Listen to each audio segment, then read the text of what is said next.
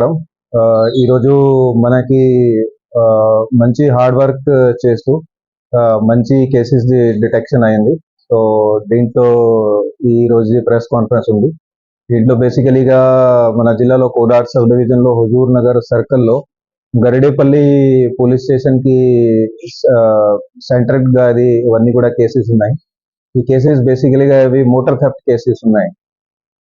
నేను ఇక్కడ జిల్లాలో రిపోర్ట్ అయినాక ఇట్లా ఇది ఇన్ఫర్మేషన్ వస్తే దట్ కొంతమంది అగ్రికల్చర్ ఫీల్డ్స్ నుంచి అక్కడ వచ్చి ఏదైతే మోటార్స్ వాళ్ళు పెడుతున్నారో రైతులు వాటర్ కోసం ఇరిగేషన్ పర్పసెస్ కి ఆ మోటార్లు అక్కడ నుంచి దొంగతనం చేసుకొని అక్కడ నుంచి తీసుకెళ్తున్నారు, అమ్మేస్తున్నారని, మరి ఎక్కడ కూడా అది దొరకట్లేదని అట్లాంటి ఇన్ఫర్మేషన్ వస్తే సో దాంట్లో స్పెషల్ టీమ్ ఏర్పాటు చేసుకొని మన సిఐ హుజూర్ నగర్ రాజు గారు ఆధ్వర్యంలోని అట్లాగే సిఐ గారు దాన్ని ఎస్ఐస్ దాన్ని మిగతా వాళ్ళ సర్కిల్ టీం కూడా అందరూ కూడా స్పెషల్ టీం ఏర్పాటు చేసుకొని దీంట్లో వర్క్ మొదలు పెట్టినాము.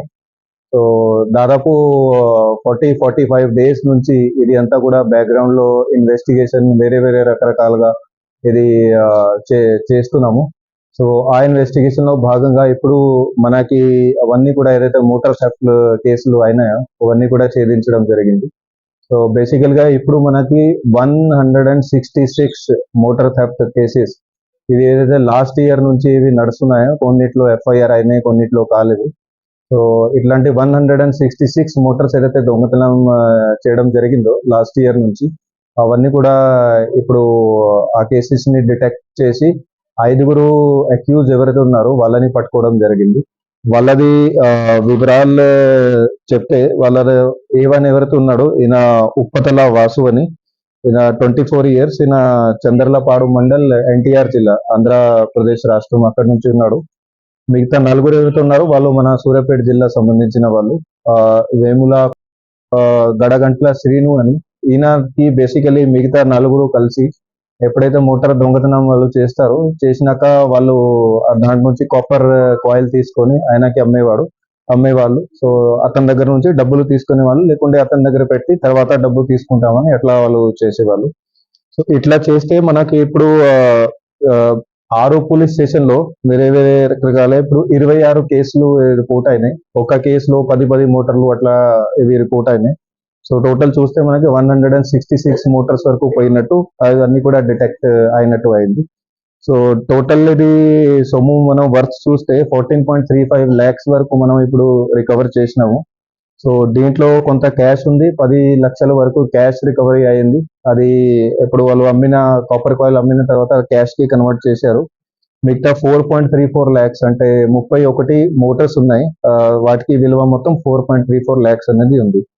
ఇవి కాక వాళ్ళ దగ్గర నుంచి 3 బైక్స్, అట్లాగే కొన్ని సెల్ ఫోన్స్, 1 ఆటో ఏదైతే ఇది అఫెన్స్ లో వాడినారో అవి కూడా అంతా కూడా సీజ్ చేయడం జరిగింది. సో వీళ్ళని ఇప్పుడు పట్టుకునేటప్పుడు వీళ్ళందరూ కూడా ఇది అఫెన్సెస్ ఇది చెప్పారు. ఫస్ట్ మనకి నిన్న వెహికల్ చెకింగ్ చేస్తున్నప్పుడు 2 దొరికారు. తర్వాత కొంచెం ఇంటరోగేషన్ చేస్తే మళ్ళీ ఇన్వెస్టిగేషన్ చేస్తే మిగతా 2 గురించి కూడా ఇన్ఫర్మేషన్ వచ్చింది.